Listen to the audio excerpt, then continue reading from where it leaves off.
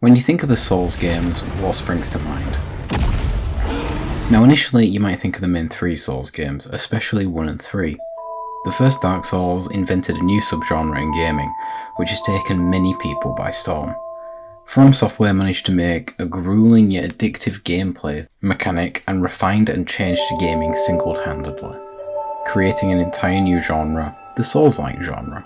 Perhaps, however, you might think of Bloodborne or Sekiro, two games which don't even include the Souls name, but are often clumped in within the genre. Sekiro especially moving away from the formula of the Souls genre, and even games like Nioh 1 and 2, which are not even made by From Software, are referred to as Souls games. So if you said to someone, rattle off the Souls games to me, well, Sekiro might crop up, as well as Nioh. Perhaps again you might even think Elden Ring, as recency bias is a very powerful thing, and Elden Ring was cooked up by the cheeky Japanese men and made a mega impression at the last year's Game of the Year awards, which means it's more relevant than ever. However, there is one game that is from Software and actually does possess the Souls name. Now, back in 2011, Dark Souls was really popular and it sold well, and from this game the team at From Software were able to go on and make an entire franchise. However, the game before Dark Souls created the genre, and one that most likely does not spring to mind: Demon Souls. Now I know what you're thinking. I have heard of Demon Souls. It literally got a remake with the PS5 and plenty of people love the game. And look, I'm not saying that this game is unknown or a hidden gem. What I am saying is that when you think of the franchise, this genre, this game doesn't spring to mind immediately. And that's what I'm trying to figure out why. Why is Demon Souls the forgotten brother of the franchise? This game started an entire genre, and while perhaps not popularising it, this game can be felt over a decade later in 2022's Game of the Year, and one of the most prevalent genres in the industry at the moment. And I believe that the game needs to be recognised and deserves a place in gaming history. Okay, let's go back to the beginning. 2005, the start of Demon Souls development. Wait, no, we need to go further back. A little company released a game called The King's Field, and 15 years before Demon Souls is released, the Japanese people getting their new PlayStations got a glimpse into the future. The King's Field was not only an early look at what the Souls games would be, but also one of the first 3D RPG games, and was considered pretty groundbreaking at the time. And the game is clearly a precursor to the entire Souls franchise. Some people even say that Demon Souls is the spiritual success. So when Miyazaki was called on to lead the project of Demon Souls, he gained inspiration from The King's Field, and this is where the development started to change. You might not know this, but Demon Souls' development was in a bit of a development hell in 2005, which is why Miyazaki was called on board. Now, a little background on Miyazaki. Let's have a look at his CV. He studied at Keio Uni and got a degree in social science. He ended up getting a high-paying job at the US firm Oracle. He's very cheeky, he loves swamps, and he is a very evil man for making these games. He has caused many suffering for me. When Miyazaki got his cheeky Japanese hands on the project, he said that he wanted it to be in a similar vein to older classical games, which had a sense of challenge and difficulty with a sense of accomplishment. Now, if we go to 2008, this was the release of the Demon Souls demo, and reactions were negative. This was a great hit to Miyazaki and the team at From Software, and Sony went on to pass on publishing the game outside of Japan, a move they would most certainly regret. After this, the game released in Japan with mediocre sales and a mediocre reception. However, in the West, there was a surprisingly good result. When Mr. Western Gamer got his hands on the game after a playthrough of GTA 4 and Age of Conan for the personal computer, in all honesty, it was game-changing to them, even before Dark Souls. The East was a bit hesitant. Sony's president called it an unbelievably bad game, believing that the game quality was so poor because of the difficulty. The small amount of gamers that did buy it were addicted. The difficulty, the world building, and the mechanics were fresh and rewarding. However, while you can see here that the game was well reviewed, what the hell happened after that? The obvious answer that it was overshadowed by Dark Souls, being more refined in every way, and just a much more popular game in general, which left Demon Souls to be almost forgotten, even with the remake after release, and never really heard much about it. But first, let's take it back a little. Again, we're going to run through Demon Souls. In Demon Souls, you play as Edward Souls, an adventurer.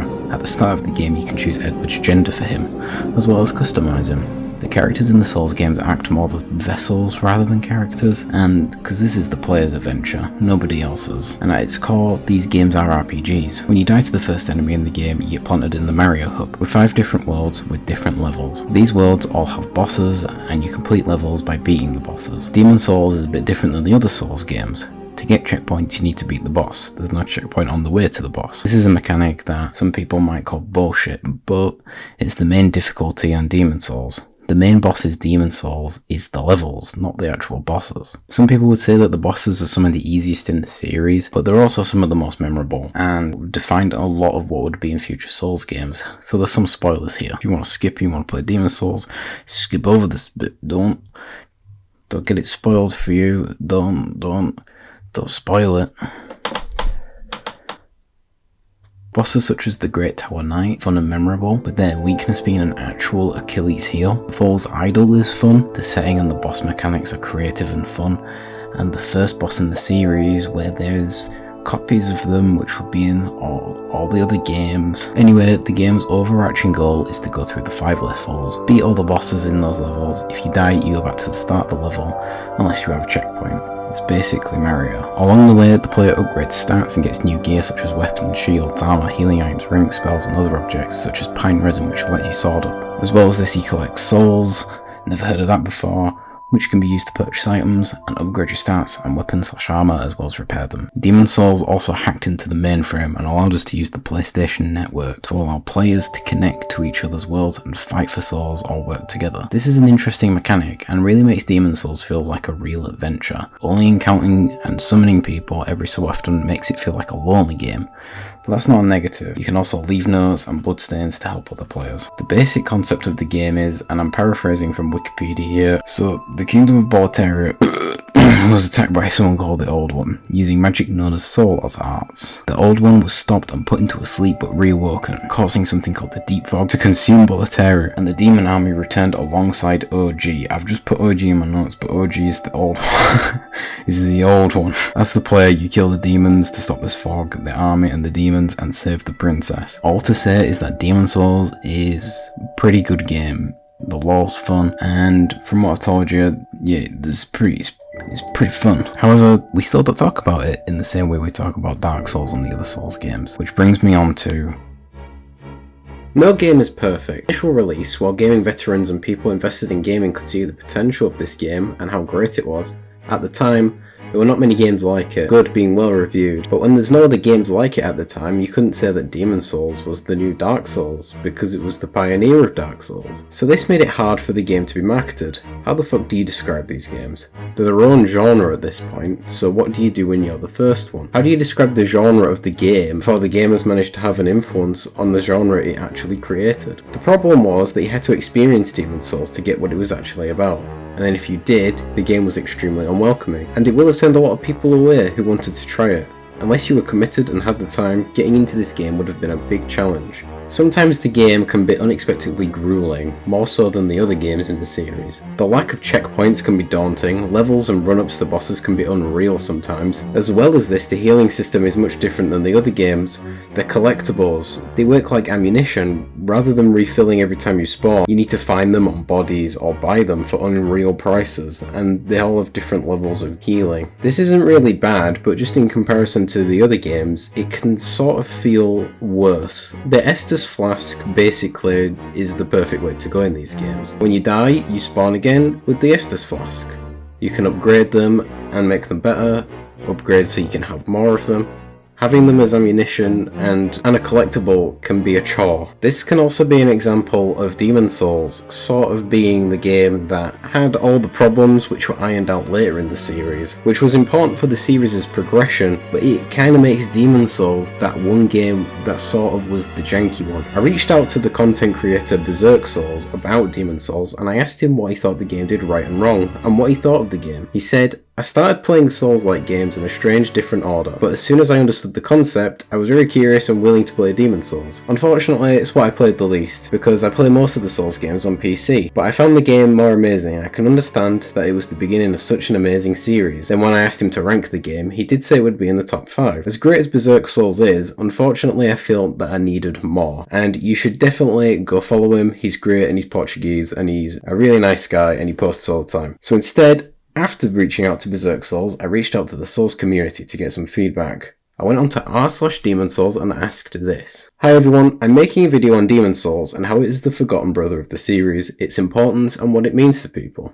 This guy says, I've only played the original and I replay it about once a year. The game has an unmatched atmosphere and resonant themes, even more so than late entries in the series. Each distinct area has an idea and a theme that they're trying to get across to some degree. Mechanically, the game is punishing and obtuse at times, and I think it lends to the charm of the experience. Later games in the series can be difficult, but Demon's Souls is the one that I truly consider punishing. It punishes you for mistakes, lack of game knowledge and carelessness, but in that it stands alone as truly unique. World 5 has always stood out to me as a very thematically sound area. You enter this place of filth and corruption, not as a hero to come and save the day, but as an invader to come and steal the last bastion of hope that the people who inhabit this valley have left. The valley feels like a place where people actually live. Unlike Blighttown or later areas, there's beds, areas for storage and habitation, and paths lead to different areas. The valley is truly a place where the most destitute people in the entire world have eked out a living amongst the filth and depreciation, and it culminates in a tragic fight against a truly holy and good person, a person who won't even fight back, only begs you to leave them be. Great game, but the world tendency is an awful mechanic, and in my books, it's firmly at the bottom of the Souls tier list. I played it on the PS5, and to me, it was still the first game that truly felt like a breakthrough next-gen game. I think it's more forgotten because there's a huge community of people who haven't played it. Like me, I didn't own a PS3, I've only played it on PS5. So it's really a relic of time. And I also think people with Bloodborne, Sekiro, Elden Ring just kind of forget about Demon's Souls. I'd rank it in the top 3. Game is the best looking from soft game. I'd challenge that it even looks better than Elden Ring. I do agree that the magic is super broken and I'm not the type of person to care about what you're using to fight me. I feel like this game left me craving more full-fledged From Software reboots, fully for the next gen and not for PS4 hardware. This game proves that games are going to look amazing once we stop making games for the previous generations. Imagine a full-fledged Bloodborne remaster on the same scale as Demon's Souls. As for why it's been ignored by a lot of people in the West, it received very little advertising from Sony and it was a PS3 exclusive. A lot of people simply didn't know it existed or missed it altogether. Then someone DM'd me, hey man, cool idea for a video. If it helps at all, Demon's Souls starts down the route of introducing things we know and love in later games but doesn't quite perfect them. You can see the impact all the way through the other games. Prison of Hope has strong Bloodborne vibes. Alan and Gwyn are basically brothers. The Storm King as a fight is about spectacle, not difficulty, with the Storm Ruler. Yes, this helps a lot. I appreciate any thoughts from the community. You probably know way more than me. And I agree with what you said in your second message too. But also, look at the co-op. Look how active the community is, how supportive they are without any tangible benefit. No Sunbro medals, no credit, just people coming together to help out. I think Demon's Souls for the most part is that I've platinumed every other game. We'll do Demon's Souls now to complete the set. It will never be our favourite, but we spent more time playing it after completing it than any other Souls game. Except for Bloodborne, you will always be our king. Demon's Souls means everything to me. It's my favourite game. I found out about it when watching the X-Play where a demo was shown off, and the instant I saw the gameplay I was hooked. It was like nothing I'd ever seen before, so I begged for a PS3 before it would release so I'd be ready for it. When the day came, the store I'd pre-ordered it for was shutting down and we had to find a second store to finally buy it. From then on, I've been completely obsessed with everything that sprouted from it. The game is forgotten because of the exclusivity of it. That's pretty much it. People go back and try out Dark Souls 1 all the time after playing more recent games in the series. If Demon's Souls was just as easy to play, things would be different. I rank it as my favourite game of all time. Objectively, I'd say it's maybe in the middle, upper middle at best. I'd argue that Demon's Souls is one of the best in the series in terms of replayability due to the fact that the whole world is opened up immediately and you can tackle it in any order you want to. Plus it's short and not that much of an investment if you just want to pick it up again after not playing it for a while and you want to run through it again. Another praise is that the environment and the lore is just so unique compared to the other games. Out of all the different universes, Demon's Souls feels the most distinct. It doesn't feel like just another fantasy world, it feels like if fantasy elements existed in our world. Darkness can sometimes be engulfing. People often get lost without the feel and hope in life. Sometimes games like Demon's Souls not only inspire a decade of revolution in a genre of gaming, but also inspire people to be better. Demon's Souls and the Souls games mean a lot to people, and whether it's Demon's Souls that's the one that inspired you or helped you out, It inspired a whole catalogue of games, which you'll see all over YouTube saying, Dark Souls helped me, Bloodborne helped me, Demon's Souls saved me. Although this might sound cliche or cheesy, like the world of Demon's Souls, Dark Souls and Bloodborne, all these worlds can be personified of their struggles and challenges, and a representation of challenges in everyday life. Like I said, if you search on YouTube, Dark Souls saved me, you will get almost a subgenre of content creators describing struggles and how these games help them. And this video is still aimed at why is Demon's Souls the forgotten brother. The Reddit comments helped us get a little bit closer. Just how is it that a game that inspired a decade full of games which helped people almost suffers the same fate, being left in the shadows? And let's be honest, this game does not get anywhere near the same level of appreciation as the other games do. It doesn't deserve to be forgotten. All through the video, I've been talking about aspects of the game which have been used in the later games. Here's the impact, influence, and downright fucking masterful parts of Demon's Souls.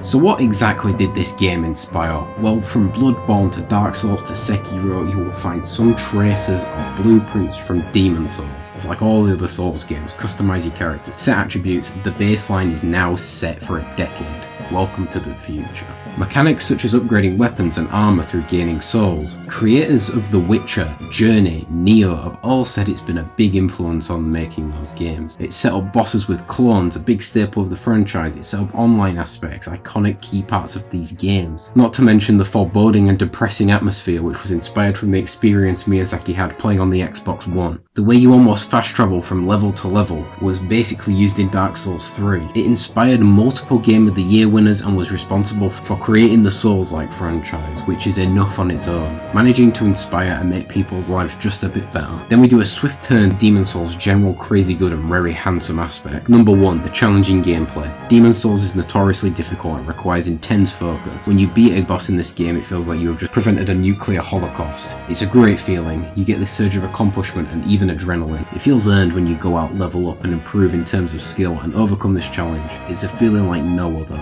and you feel truly rewarded for playing the game. The New Game Plus is also one of the hardest in the series, even though the game is dubbed some of the easier in the series. It means the fun never ends and you are constantly aiming to get better, which is a good message for a game to have. Like Mario, it's a true experience like no other. Atmosphere and world building. The world feels real. I feel like I'm exploring this world for real. It's insane. The different levels have all their own unique atmosphere, and while other games have distinct areas, none quite juxtapose the way this game does. It feels like Mario. The lore as well with these games is not heavy-handed, it's not shoved in your face, it's nice, it's subtle, it's there.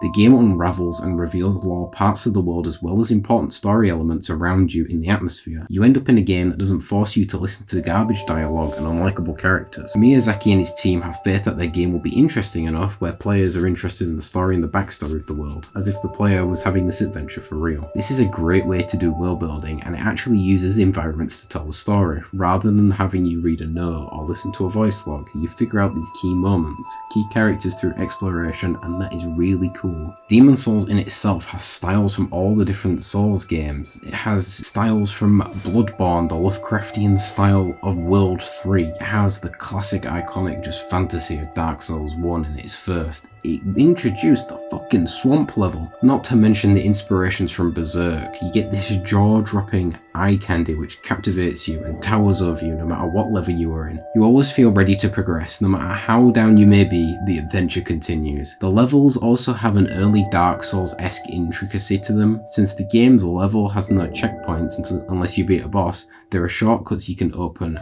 for if you die, acting almost as opening up a sort of easy mode which you have to earn. A reward to make the game easier for your efforts, which is yet another thing that will be used in the other games, like I said, Dark Souls 1. It's hard to describe how well the world manages to immerse you, but I will say that it changes everything when you have gone through a hell of a level to get this shortcut, and it makes it just that tiny bit easier. A small gleeful moment where you can think to yourself, this is something special. Boss battles. The Souls series revolves around boss battles. You have this game, level, world, characters all revolving around this big star which are the bosses. While other games such as Dark Souls 3 do the bosses better, and Elden Ring even, where the bosses can become hardest, we've seen from these games. In Demon's Souls, the bosses play a part like no other. While you mostly need to beat the bosses to progress throughout the series, without beating the bosses in Demon's Souls, you can't even get a checkpoint. What the fuck? You could get to a boss, have him one hit away and die and start at the beginning of the level. There is no hand holding, you just have to deal with it. There's no bonfire to set right outside the boss. Like in Elden Ring, it's back to square one. The levels are often said to be the main boss in Demon Souls. The run-up is the boss, as opposed to the boss. You're basically just fighting a glorified checkpoint at the end of it. You must progress until you beat the boss repeatedly. However, the bosses themselves are genuinely cool as fuck, and there are so many memorable ones. The Tower Knight still is one of the coolest fights to me, just because this was my first game in the series.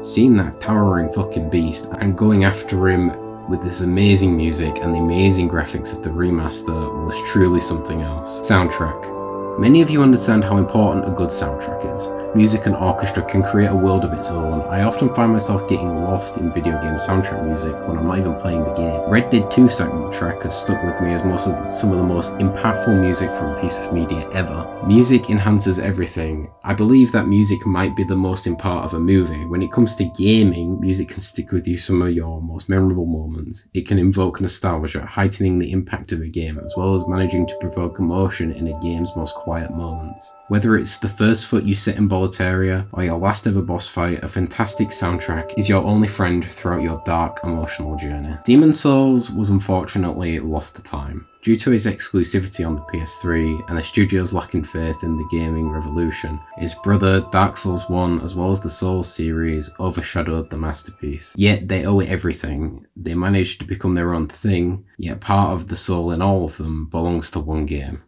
A forgotten masterpiece, their forgotten brother, who for the longest time was left on the PS3 while they went to conquer the world. Demon Souls in a way cannot be forgotten, as it lives on in this genre-defying series of games, so it is always there, and because of Demon Souls, it's managed to make, in a time where gaming can feel repetitive and boring, this series comes through and makes gaming worth it sometimes. So thanks to Demon Souls for that, and thanks for watching.